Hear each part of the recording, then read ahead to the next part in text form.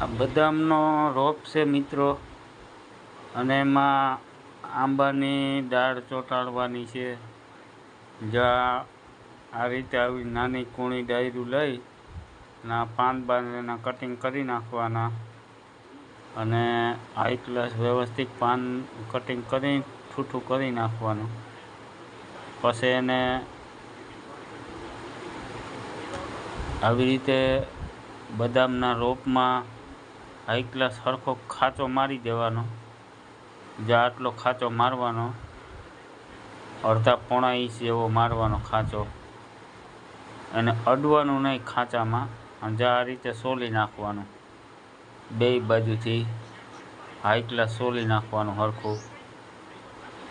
અંદરની મલાઈ એની દેખાઈ જવી જોઈએ એટલું ફોરી નાખવાનું. હાવ અણીવાળું આમ પતલું થઈ જાય ને એટલું ફોરી નાખવાનું. જોઈ લ્યો આ રીતે ફરખે હરખું થઈ જવું જોઈએ બે બાજુથી. અને પછી જો આ ખાંચામાં બેહાડી દેવાનું. જગ્યા ન રહેવી જોઈએ, ફીસો ફીસ ખાંચામાં બેહાડી દેવાનું. અને આ દોરી અથવા સૂતરી હોય તો હાલે, ના પ્લાસ્ટિકની દોરી હોય તો હાલે.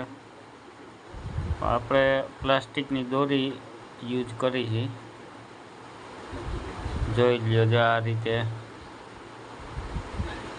હાઈ ક્લાસ સરખાએ વ્યવસ્થિત કરીને બાંધી દેવાનું. આ 100% 2 મહિનામાં સક્સેસ થઈ જશે. 2 મહિના તો થાય નહીં મિત્રો. જો આજ કરી છે અને પાછી સક્સેસ થઈ જાય એટલે એનો વિડીયો પાછો ઉતારીને મૂકીશ. જોઈ લેજો મિત્રો. જો આ રીતે ટાઈટ બાંધવાની દોરી, ઢીલી ન રહેવી જોઈએ જરાય.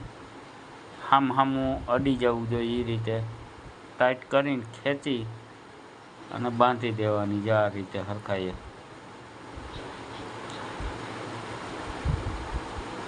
આપણે જે ચેકો માર્યો હોય એ દેખાવો ન જોઈએ, પેક થઈ જવો જોઈએ હાવ ફરતી કોરથી. આમાં 2 પ્રકારથી ચોંટાડી છે. ઉપરથી 2 ફાડા કરીને ચોંટાડી છે, અને અહીંયા સાઈડમાં ખાંચો મારી અને ચોંટાડી છે. એટલે આ 2માંથી એક ગમે એ સક્સેસ થઈ જાય એટલે હાલે.